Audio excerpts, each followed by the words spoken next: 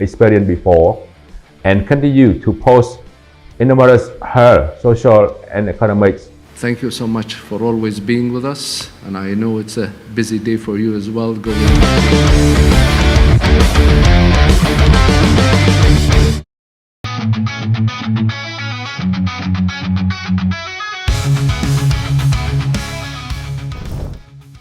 AFF mulai panas dingin setelah Indonesia menolak jadi tuan rumah ASEAN Women Championship. Keputusan PSSI bukan tanpa alasan dan ternyata bikin pihak AFF tersentil. Hal ini disampaikan oleh anggota Exco PSSI Arya Sinulinga.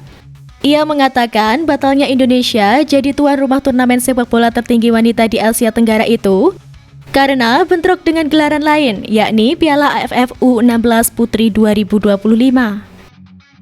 Saat PSSI mengajukan perpindahan jadwal, Arya menyebut AFF menolak memajukan ASEAN Women's Championship. Kemudian AFF menunjuk negara lain, dalam hal ini Vietnam jadi penyelenggara turnamen itu. Tak hanya itu, PSSI juga masih menimbang-nimbang soal venue untuk Piala AFF U23. Ya, Indonesia resmi menjadi tuan rumah Piala AFF U23 2025.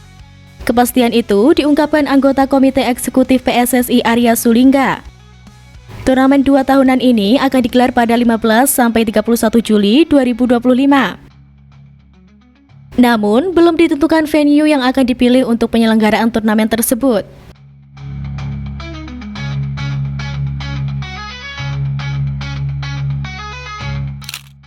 AFC menyarankan daripada buang tenaga di AFF, mending fokus Piala Dunia.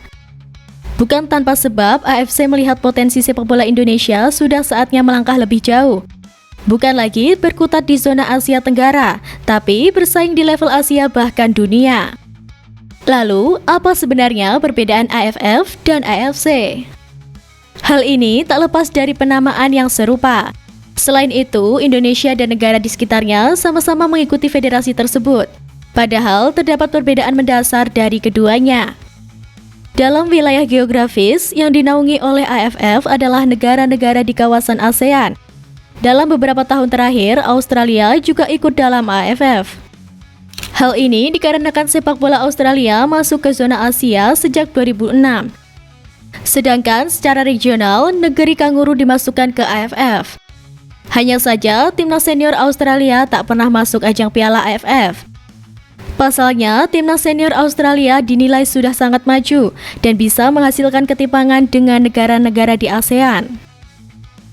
Sedangkan dikutip dari laman theafc.com, The Asian Football Confederation atau AFC adalah federasi sepak bola negara-negara di kawasan benua Asia, ditambah Australia.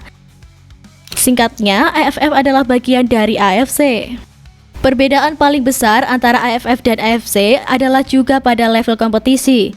Untuk AFF Cup yang kini bernama ASEAN Cup diikuti oleh negara-negara anggota ASEAN ditambah Australia.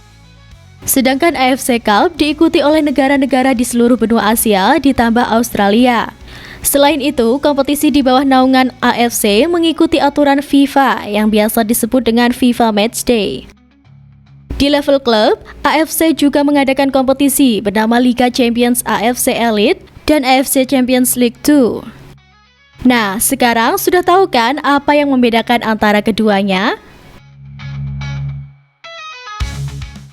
Dukungan serupa juga datang dari komentator AFC dalam mendukung timnas Indonesia lolos Piala Dunia, yang nantinya ada 2 tim teratas tiap grup berhak lolos otomatis ke putaran final Piala Dunia 2026.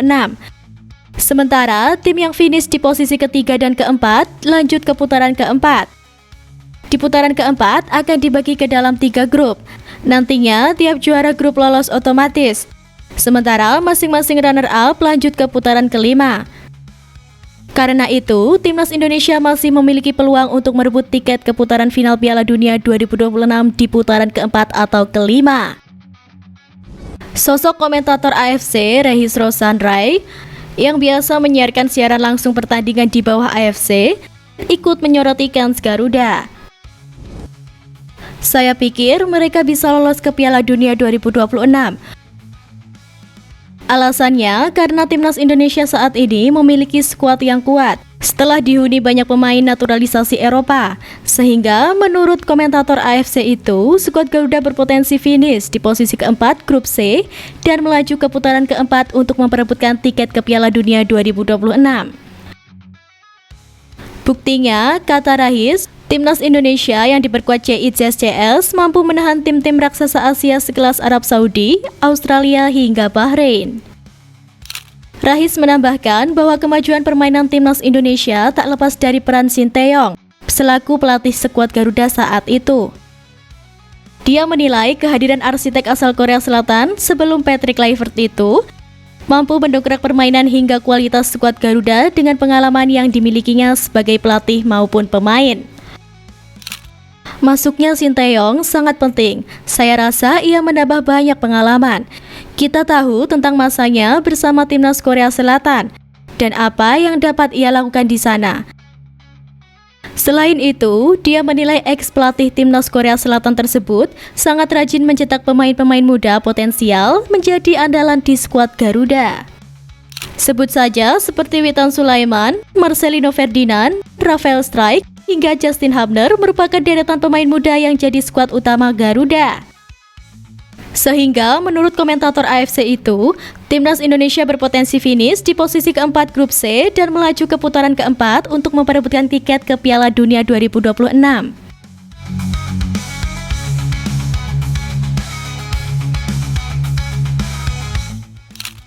Erick Thohir juga berambisi ke Piala Dunia dan tegaskan standar timnas Indonesia sudah berbeda. Ia meminta skuad Garuda bekerja lebih maksimal untuk bisa tampil di Piala Dunia 2026 dalam melawan Cina pada 5 Juni di Jakarta dan melawan Jepang pada 10 Juni dengan menyambangi negeri Sakura. Saat ini, skuad Garuda berada di peringkat keempat klasemen sementara grup C putaran ketiga kualifikasi. Mengoleksi 9 poin dari 8 pertandingan yang sudah dijalani. Cukup sulit untuk bisa lolos langsung, mengingat hanya 2 slot yang tersedia di babak ini. Sementara peringkat ketiga dan keempat lolos ke putaran keempat. Program PSSI yang membuat standar timnas Indonesia seketika berubah sejak bertahan di kualifikasi Piala Dunia 2026. Saya juga ingin kita introspeksi diri. Standarisasi dalam pengelolaan tim itu tergantung dari posisi timnya. Tapi selalu yang saya bilang, kita punya komitmen buat program serius kan? Dan hasilnya ada, timnas U17, U20, U23, dan senior. 2 tahun yang lalu, standar kita tidak di sini. Mimpi kita belum sampai sini juga. Karena kita punya mimpi besar dan standar kita berbeda.